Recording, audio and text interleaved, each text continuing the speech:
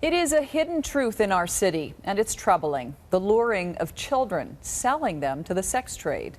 Human traffickers are taking them out of this province in an attempt to escape a law unique to Alberta. The Protection of Sexually Exploited Children Act allows police to apprehend kids who are at risk of being exploited. Here's Jill Croteau with the continuation of our feature, The Flesh Trade, and what happens when they wind up on Vancouver's downtown east side.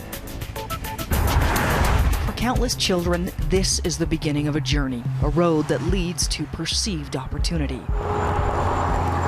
These highways are a gateway to a troubling destination. Nearly every single day, something very valuable and vulnerable is being forced in the wrong direction. Most end up on Vancouver's downtown east side. Once a week, I see a new girl down here. The number of young girls and even boys being lured and stolen from familiarity is staggering. My daughter was only 13.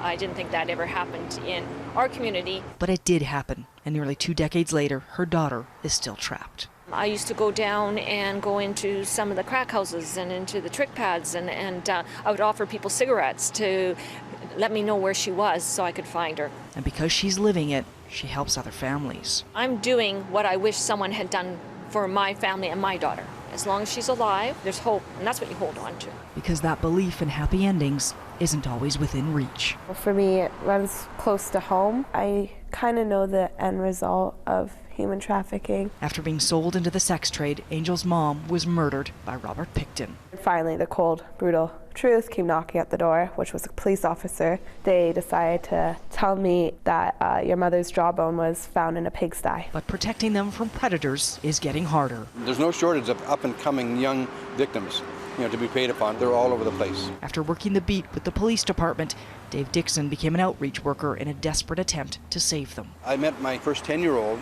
when she was involved in the sex trade. The mother, was actually bringing dates home, and charging the date extra, to have sex with her daughter. With promises of a privileged life, kids are plucked from places like Calgary, Edmonton, and towns and villages in between. It's as tawdry as a Hollywood screenplay, but it actually happens.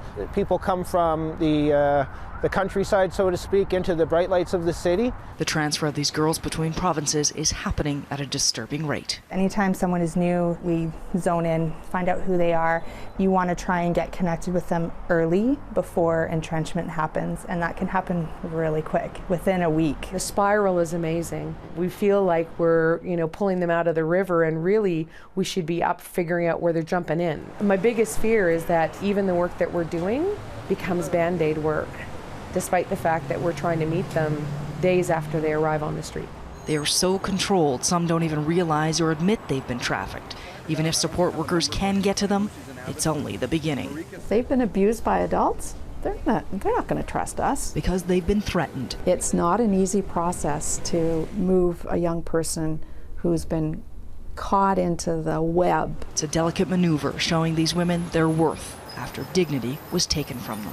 Girls who've been kept captive in a room, unable to leave for 5 months at a time, and her only contact with people on the outside was just passing money over to her pimp and getting food through the door. That isolation, that loneliness, the dehumanizing effect of serving men day in and day out, that's not something I could have survived. And witnessing the strength that it takes to live through that kind of torture propels them to do whatever it takes. We have an obligation to step up. Jill Croteau, Global News.